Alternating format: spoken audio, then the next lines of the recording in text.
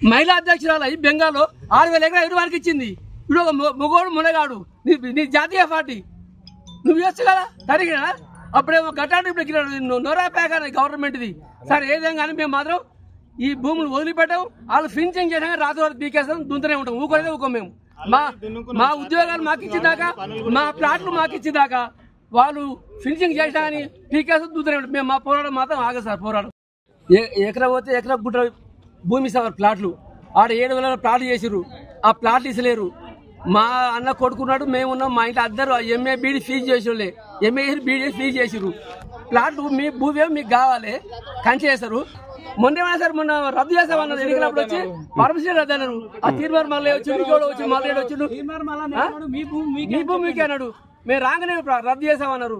రద్దు అట్లా పోని ఉండేది మొత్తం పోలీసు వాళ్ళు పెట్టి దౌర్జన్యంగా చేస్తున్నారు. మాకు ఉద్యోగాలు ఇవ్వాలి, మా భూములు మాకు ఇచ్చినాకనే నువ్వు భూమి అక్వై చేసుకోవాలి. అది చేసుకోకుండా సరే నువ్వు అన్నావు కదా మాట.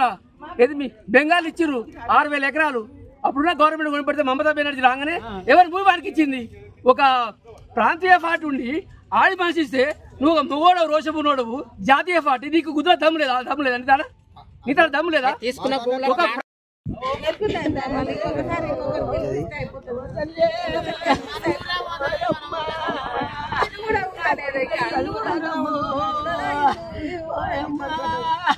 నా బిడ్డలకు కూడా నేర్పలేదమ్మా నేను.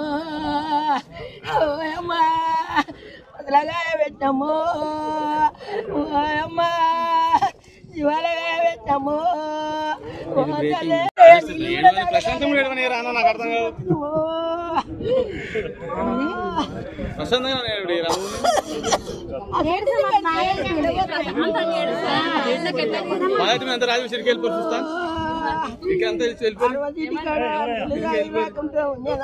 చూసొచ్చినాము. ఊరు ఉంటుంది ఇంత వయసు ఊరు ఎంత కష్టపడి కొడుకు ఇంటి కట్టుకున్నాము.